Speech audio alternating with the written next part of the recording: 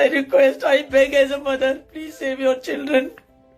Please save your children and help me also. Please come forward. एक 23 साल का लड़का जिसके कमरे की दीवार पे लिखा था, they want to fly first class, I want to on the plane. यहाँ जिसका सपना था मैनचेस्टर जाना, यूके में पढ़ाई करना और अपनी माँ को प्राउड फील करवाना, लेकिन 3 फरवरी को 12 बजे के करीब एक एसयूवी गाड़ी ने उसकी जिंदगी हमेशा हमेशा के लिए खत्म कर दी। जहाँ एक 16 साल के लड़के ने एक 23 साल के लड़के की जान ले ली। पहला पॉइंट कि आखिर इंसिडेंट हुआ क्या। 3 फरवरी 2026 को तकरीबन 12 बजे लाल बहादुर शास्त्री कॉलेज के पास एक टीन स्टूडेंट जो कि मात्र 16 साल का था, वो अपने पापा की एसयूवी गाड़ी चला रहा था।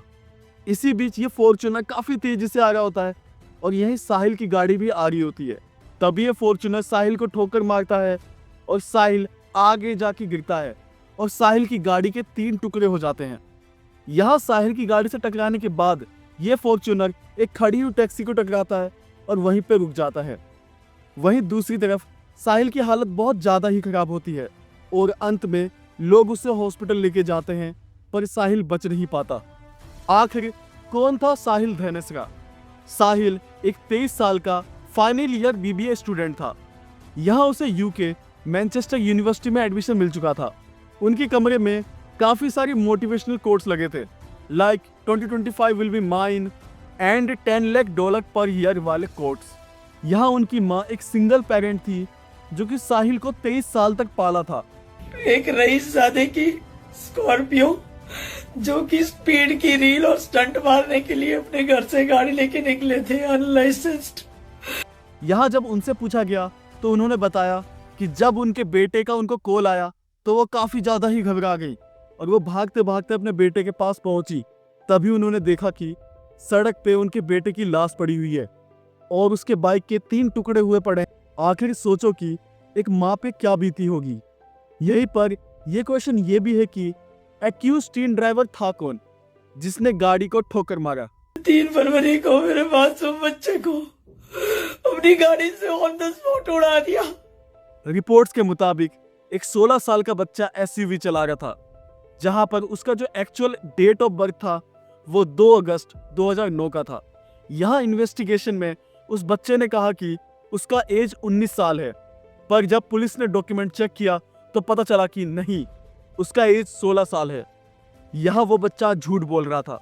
वही वो बच्चा स्कॉर्पियो जो चला रहा था, उस स्कॉर्पियो में 13 चालान चल रहे थे, जिसमें से 9 तो ओवर स्पीडिंग के थे।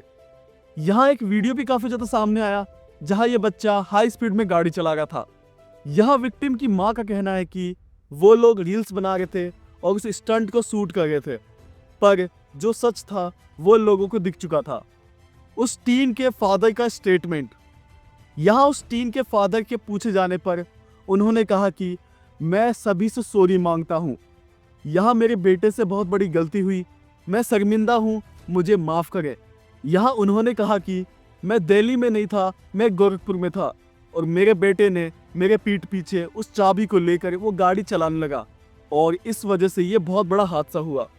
अंत में उन्होंने एक बात बोली कि मैं जिंदगी भर उन लोगों से माफ़ी मांगता रहूँगा। आखिर इस केस में लीगल एक्शन क्या हुआ? अंत में उस लड़के के क्लास 10th के बोर्ड के एग्जाम चल रहे थे तो उसे कुछ समय के लिए बेल दिया गया है। यहाँ इन्हीं वजह से सोशल मीडिया पे काफ़ी बड़ा विवाद खिल चुका है। क्या माइनर होने से अकाउंटेबिलिटी कम हो जाती है? अंत में मेरा क्वेश्चन आप लोगों से है कि अगर आपके भी घर में कोई बच्चा या कोई भी गाड़ी चलाता है तो वो एक मशीन नहीं है, वो एक ज़िंदगी ख़त्म भी कर सकती है। तो अपना और अपने परिवार का ध्यान रखें। मैं मिलता हूँ आपसे अपने अगली वीडियो में, तब तक के लिए बाय।